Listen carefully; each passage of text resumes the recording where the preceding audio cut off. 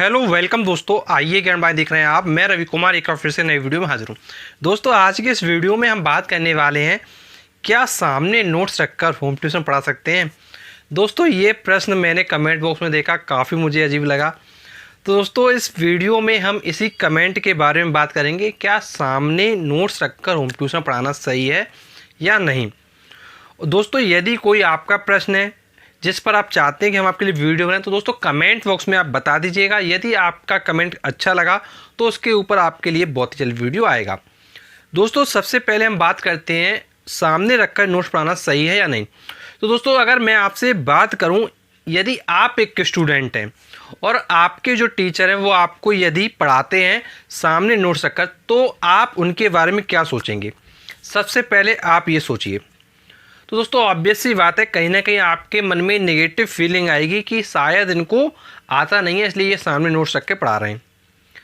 तो दोस्तों सामने नोट्स रखकर पढ़ाना पूरी तरीके से मेरे अनुसार सही नहीं है, क्योंकि यहाँ पर आपकी इमेज पर बात आ सकती है और कहीं ना कहीं बच्चे के मन में नेगेटिव फीलिंग आएगी। और जो उनके गार्जियन होंगे, अगर वो देखेंगे कि आप सामने नोट्स रखकर बच्चे को पढ़ा रहे हो, तो कहीं ना कहीं उनके दिमाग में भी नेगेटिव थॉट्स आएंगे। तो इसलिए सामने नोट्स ना रखें। अब दोस्तों यहाँ पर बात आती है, लेकिन अगर आपको होम ट्यूशन पढ़ाना है और नोट्स की हेल्प से पढ़ाना है तो कैसे पढ़ाएं। तो दोस्तों मैं आपको यहाँ पर एक आसान तरीका बताऊँगा जिसको आप फॉलो कर सकते हैं और उसके द्वारा आप अपना काम चला सकते हैं। दोस्तों आप सोच के देखिए, आपने अभी क्या किया, आपने नोट्स को सामने रख दिया। अब आप इसी को थोड़ा अलग तरीके से काम कीजिए। आप क्या करिए, जो नोट्स हैं जिससे आप पढ़ाना चाहते हो, आप क्या करें, उनकी इमेज ले लें अपने मोबाइल में। सारे जितने भी नोट्स हैं सबकी इमेज आप अपने मोबाइल में रखिए।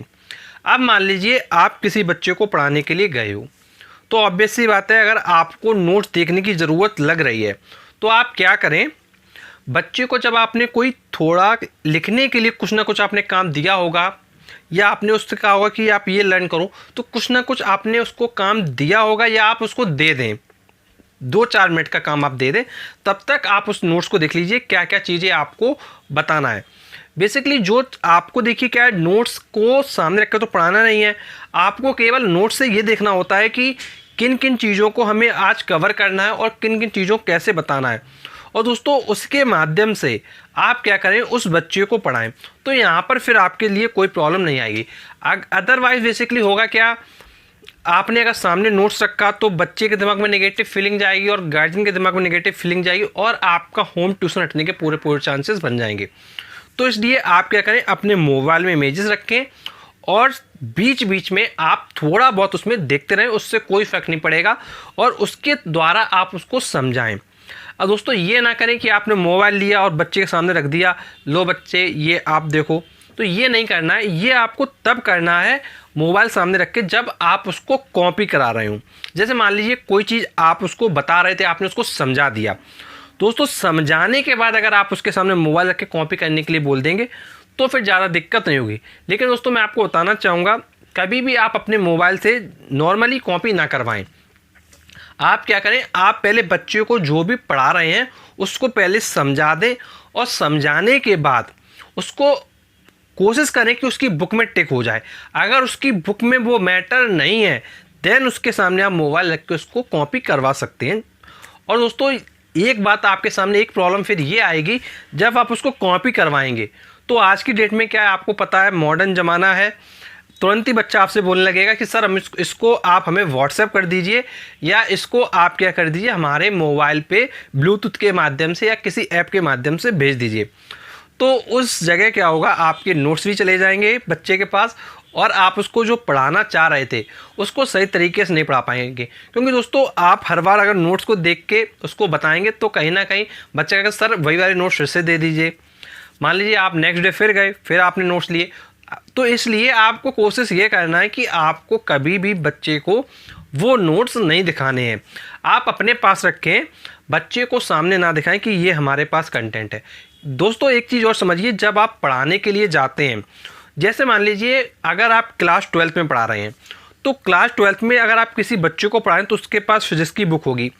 मान लीजिए किसी आप दूसरे बच्चों को पढ़ा रहे हो, उसके पास फिजिक्स की बुक होगी, आप किसी तीसरे बच्चों को पढ़ा रहे हो, उसके पास भी फिजिक्स की बुक होगी। अब दोस्तों आपको पता है कि तीनों बच्चों के पास ज़रूरी नहीं है कि सेम बुक हो, ये 100% श्योर है कि ज़रूरी नहीं तीनों के पास सेम बुक हो। तो दोस्तों उस समय क्या होता है, जैसे मान लीजिए आपने ए बच्चे को पढ़ाया, तो ए बच्चे के बुक में काफ़ी अच्छा कंटेंट था, तो वो आपने कॉपी कर लिया या उसकी आप अपने फ़ोटो ले लिया आपने। फिर आप बी बच्चे को पढ़ाने गए, उसकी बुक में ये कंटेंट ए वाला नहीं था, तो बी बच्चे को आपने वो कंटेंट दे दिया।